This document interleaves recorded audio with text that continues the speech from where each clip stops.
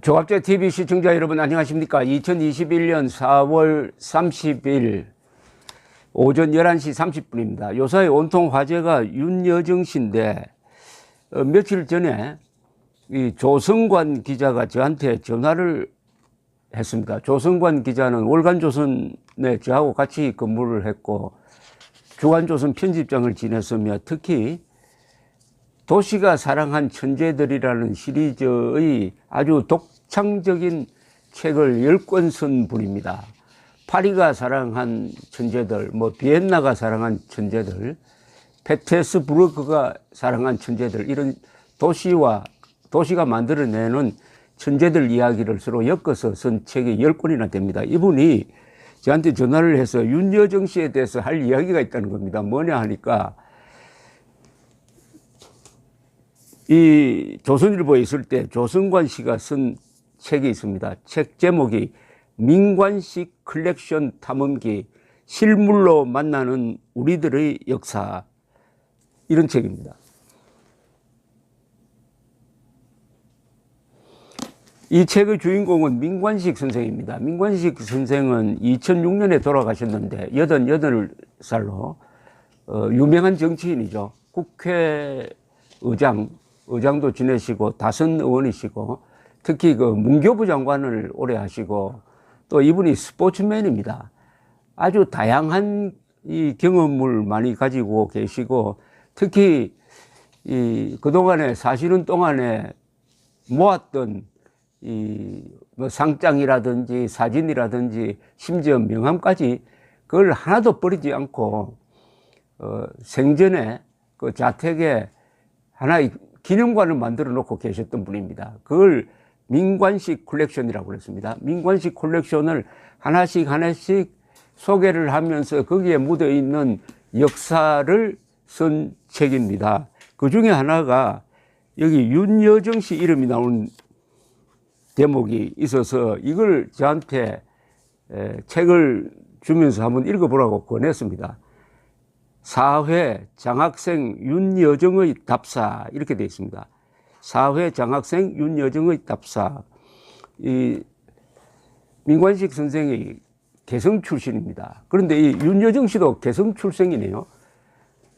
이분이 민관식 선생이 이 장학재단을 설립을 했는데 그 장학생으로 뽑힌 사람이 당시에 이 4대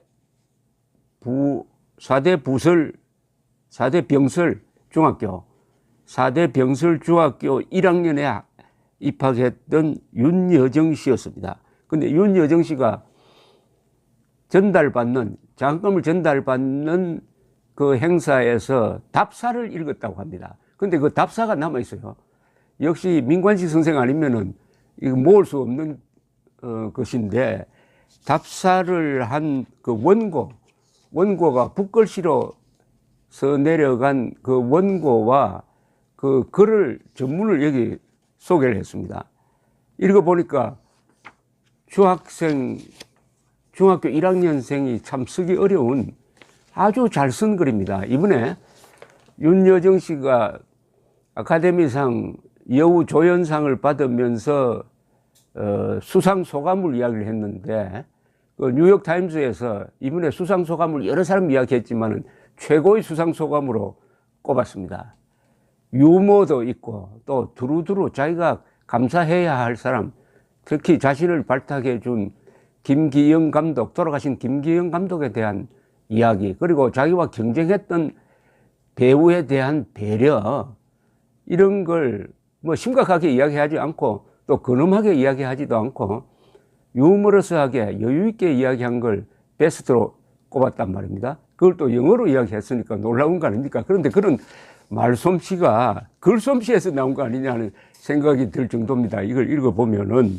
그래서 우선 이 조성관 씨가 쓴 그 글 내용을 좀 소개를 해야 어떻게 이 글이 발굴이 되었는지 아실 수 있을 것 같은데, 이 민관식 컬렉션에는 장학재단 설립 첫 해인 1957년부터 매년 수여한 장학생 명부와 관련 자료를 보관하고 있었다는 겁니다.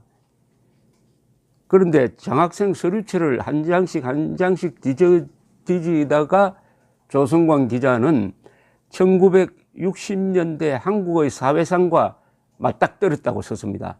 수많은 장학생 추천서에는 오려낸 신문 조각들이 첨부되어 있었는데 그 신문들에는 중학교와 고등학교 합격자 명단이 실려 있었다는 겁니다. 예컨대 1963년 2월 10일 동아일보는 호회를 발행했습니다. 무슨 천지 대사건이 나서 호회를 발행한 게 아니라 서울 시내 중학교 합격자 명단을 실었습니다. 경기중, 경복중, 서울 사대부중, 용산고, 이화여중, 그리고 국민학교 학교장들은 동아일보 호회에 실린 합격자 명단 중에서 장학생으로 추천하는 학생의 이름을 표시해가지고 추천 서류와 함께 중산 유경회 이 장학재단에 보냈다는 겁니다. 그러면서 추천한 학생의 집의 약도까지 상세하게 그려서 첨부했다는 건데, 이거는 중산 유경회 측에서 추천된 학생의 가정을 언제든지 가서 보고 어려운 환경을 직접 확인해 보라는 그런 배려로 보인다고 설명을 했습니다. 그런데 장학회 서류철에는 이 중산 유경회 장학생으로 선발된 학생들의 답사가 보관되어 있었는데, 이 답사 하나가 바로 윤여정 씨의 답사였습니다. 이게 언제냐? 단기는 단기로 썼습니다. 단기 4293년 4월 1일 제4회 장학생 대표가 쓴 답사입니다. 4월 1일 1960년 4월 1일이라고 하니까 이 역사의 격동기입니다.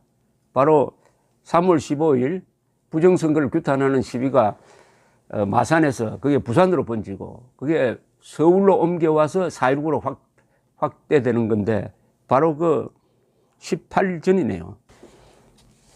당시 중학교 1학년 윤여정 씨의 이 답사를